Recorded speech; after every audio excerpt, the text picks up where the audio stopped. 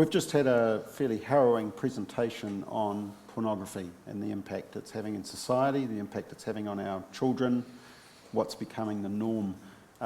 22,335 people signed a petition in 6 weeks calling for an expert panel to investigate this. And polling says that 90% say online depictions of sexual violence are moderately or very harmful to society. And you were asked about this expert inquiry, whether there should be a panel, and your response was, clearly there's been a big increase in access to pornography through the internet. We don't see evidence of it being a fast-growing or overwhelming problem. I'm sorry you didn't see the presentation, because the research says exactly the opposite.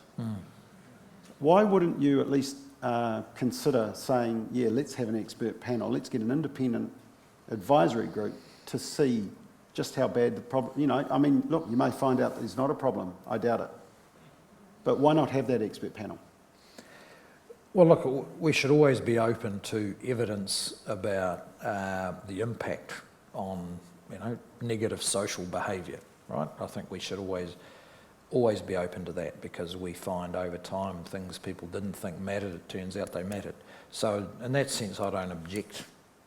Certainly wouldn't stand in the way of people presenting their evidence. I think that's an important part of public debate.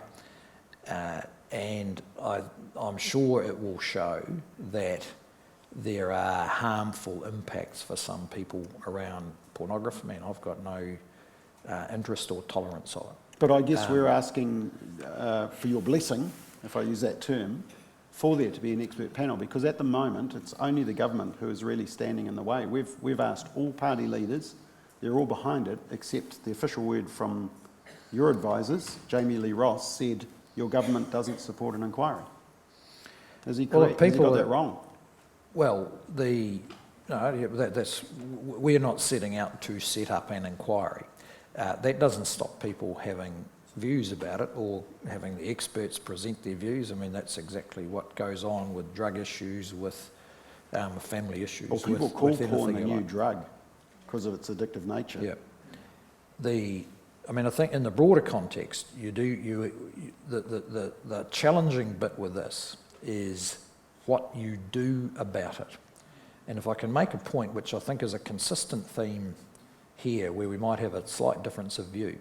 If you're looking to government to be the arbiter of morality, you are going to be constantly, consistently disappointed. What drives, in my view, constructive social behaviour is our families, our iwi, our churches, our communities, the way that together we put pressure on people at times, or support them when they need it, or make it clear in all sorts of informal civil life what works and what doesn't. But laws do reinforce those values, don't they? I mean, one of the questions... So here's the proposition, Bob. Let's ban pornography. No, but I don't think... I mean, if you could, but I don't think you can. There's my point. Okay. There's my point. So what people are saying is... No, hang on. I think there's my point. So it's fine to have an inquiry. I've got no particular objection to an inquiry.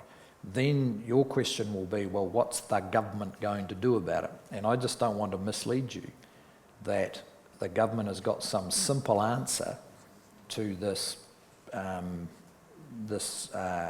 energised mix of the internet and everyone having an access to it, and the sheer volume of material, I'm told, that's on it, of this nature. So the discussion I think is more important is not so much whether you have a bunch of experts. I think you and I can probably predict what they would say. It's how we talk with our parents and children about how they deal with the fact that they've always got the choice 24 hours a day to be viewing and influenced by pornography. And I think that is a pretty important discussion But some people see government regulatory groups as part of the problem. The Advertising Standards Authority, the Broadcasting Standards Authority. One of the questions we put in the poll was, should the government require internet providers to filters to block pornographic material? So the default setting. And 81% support.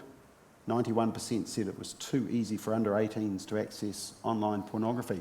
That does need a governmental response, because the government needs to put requirements on businesses who just want to make money out of porn.